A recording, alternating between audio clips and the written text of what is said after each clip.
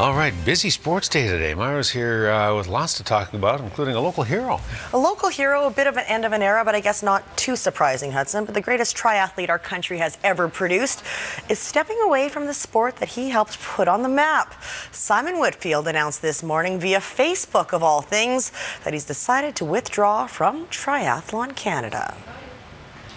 Well, Simon's Facebook status this morning read, been on Triathlon Canada's national team since 1995, declined today, had a hard time sending email, looking forward to long course racing. So this means Simon will no longer compete for Canada in Olympic distance triathlons, but he will stay active in racing, taking up long course triathlon. Simon has won every title imaginable in the sport, highlighted by gold in the Sydney Olympics in 2000 and that Beijing silver. His teammate for two of those Olympics was Brent McMahon, who wasn't surprised to hear the news. We talked about it sort of throughout the year and kind of what our plans were at the end, and so not an entire surprise, but you know, I'm just happy for him to be able to call it quits and be happy with where he's at, and you know, he's still going to be involved with Triathlon Canada, I'm sure, and with the sport of triathlon, and probably still do some racing. So it's just the beginning of a new chapter. Well, McMahon's own future is up in the air. He and coach Lance Watson will have to decide soon whether or not to gear up for another Olympic quadrennial. If neither McMahon or Whitfield will be in Brazil come 2016, Canada will still be a contender thanks to the legacy Whitfield helped to build. He's done a lot for our sport, and those things are going to stay with the sport. You know, it is a legacy. Because he's moving on doesn't mean that the sport is going to have a gap in it all of a sudden. He's done a very good job of, you know, pushing Triathlon Canada in the right way and seeking performance and supporting, and those things aren't going away. So he's just moving on to something else. Well, the UVic Vikes women's team is one win away from a berth in the CIS championship game, and getting there won't be easy, though. In just over an hour, the Vikes take on the Trinity Western Spartans in semi-final action.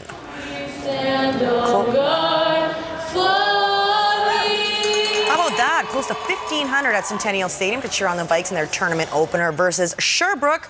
Like any elimination game, a good start was crucial, and the Quebec champs didn't travel 4,700 kilometers to lose opening minutes.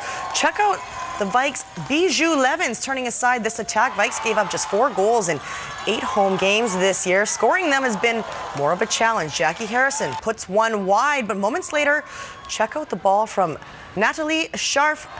Harrison this time provides the finish. 14th minute, Vikes with that all-important first goal early in the second half now. Sherbrooke getting aggressive, and it backfires. Emma Grieg is going to set up Tessa Margits.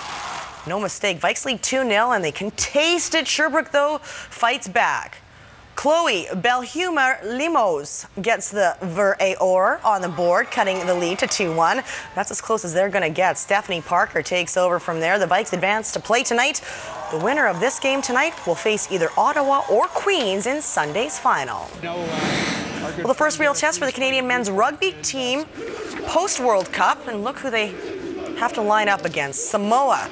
And these men are massive. One of them is actually 304 pounds. That's 2 Jordan Cunninghams. They know how to play the game as well. The Samoans scored early and often and built up a 42-0 lead before Canada got on the board. A couple of James Bay's finest counted tries. John Moonlight scored, as did Connor Braid. But obviously, no coming back. Canada's going to lose 42-12. Expect a much closer game when they face Russia next week. The Victoria Royals are going to have to play some inspired hockey tonight if they want to apply the brakes to their current 5-game skid. The boys are in Calgary to face the Hitmen, the top team in the Eastern Conference. The Royals' crease is a little less crowded this evening as the team released goalie Jared Rathjen as well as defenseman Colton Dixon. All BCHL Island Divisions teams in action tonight. The Victoria Grizzlies are in West Kelowna to take on the Warriors. The Alberni Valley Bulldogs also on the road facing the Powell River Kings. An all-island matchup at Frank Crane Arena in Nanaimo as the Clippers host the first of a home-and-home series with the Cowichan Valley Capitals. Speaking of hockey, Willie Mitchell, what a guy he is, using his time away from hockey to make hockey possible for young kids to play Willie made a surprise appearance at the rink in Port McNeill yesterday and was armed with 33 new helmets that he donated to these young players. And not just any helmets, these are M11 helmets developed specifically to reduce concussions. It's a subject Willie is painfully familiar with and wants head injuries in hockey to stop here. Kind of widely known that I speak out about it quite a lot. Why? Because I went through it, and then also because I don't want other people to go through what I've been through, and so that's what I kind of try and tell a couple of kids when we're talking, is just about the respect and how it can affect people for life. And so if that message gets across just to one person and one person doesn't get hurt with it, it's all a major success. Well, Steve Nash is going to have a new coach when he returns from his leg injury. The LA Lakers have fired head coach Mike Brown, making him the fall guy for their punchless 1-4 start. Yes, something had to change. There's too much talent on that team to have such a sluggish start. The Lakers picked up Nash and Dwight Howard in the offseason with the intentions of competing for a championship this year.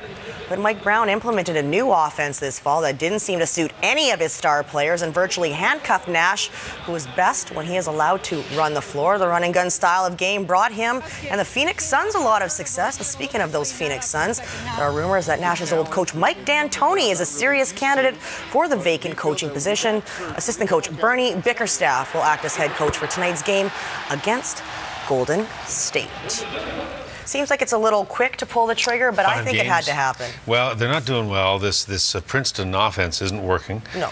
Kobe didn't like him. That'll be the challenge for any coach that comes in, is dealing with Kobe, right? Right, you're going to have to deal with egos. But Mike D'Antoni, they're also talking about the Zen Master coming back, too. So Phil Jackson, who knows? Well, you never know. D'Antoni would be fun. Oh. And Kobe has respected him with the national team. That's right. So would be fun. I say Mike D'Antoni would be a great fit. I hope so. All right, Mike, thank you. You're welcome. Hey, by the way, great job on the radio. You and Jordan were on this afternoon. We wrapped up CTV Newsweek on CFAX, and you had a big day, lots to talk about. We had tons to talk about today, and what a fun week. We really enjoyed ourselves on radio. Yeah, it was good. Thank you for listening.